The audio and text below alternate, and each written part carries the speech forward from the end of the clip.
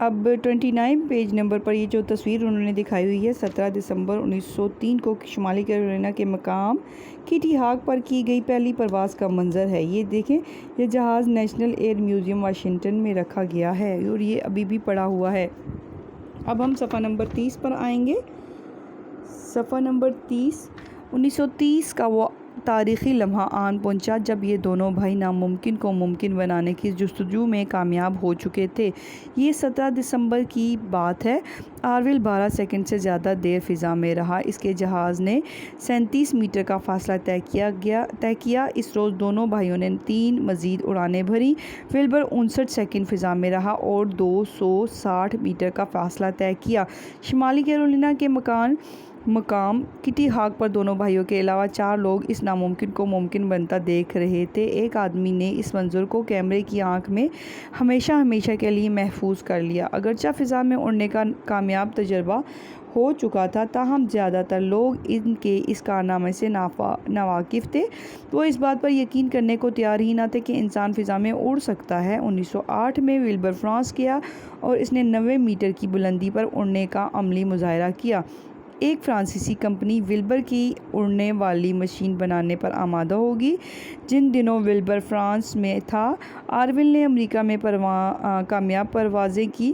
ان میں سے ایک پرواز 1 گھنٹے تک جاری رہی۔ امریکہ کا جنگی محکمہ رائٹ برادران کا جہاز خریدنے پر تیار ہو گیا۔ دیکھتے ہی دیکھتے رائٹ برادران اور ان کی شہرت کو پر لگ گئے۔ اخبارات میں ان کے بارے میں لمبی لمبی کہانیاں چھپنے لگیں۔ وہ ہیرو بن چکے تھے، جہاں جاتے لوگ ان کے پیچھے پیچھے چلتے، لیکن دونوں بھائیوں کو شہرت سے کوئی سروکار نہ تھا۔ وہ واپس اپنے قصبے میں آ گئے اور اپنے جہاز کو خوب سے خوب تر بنانے کی کوشش میں لگ گئے۔ انہوں نے بہت سے اور لوگوں کو بھی اڑنا سکھایا۔ ولبر رائٹ ٹائیفائڈ بخار میں مبتلا ہو کر 1912 میں دنیا سے کوچ کر گیا۔ بھائی کو موت کے بعد آرول مرتے دم تک اپنے جہاز کا ڈیزائن بہتر کرنے میں لگا رہا۔ آرول کا انتقال 1948 میں ہوا۔ آج ہمارے پاس برق رفتار جہاز موجود ہے۔ خلائی گاڑیوں نے خلا کی تسخیر کو ممکن بنا دیا، لیکن امریکہ کے شہر واشنگٹن کی فضائی و خلائی عجائب گھر میں رکھا گیا پہلا ہوائی جہاز ہمیں یاد دلا رہا ہے کہ یہ سب رائٹ برادران کے پہلے قدم کی بدولت ممکن ہے۔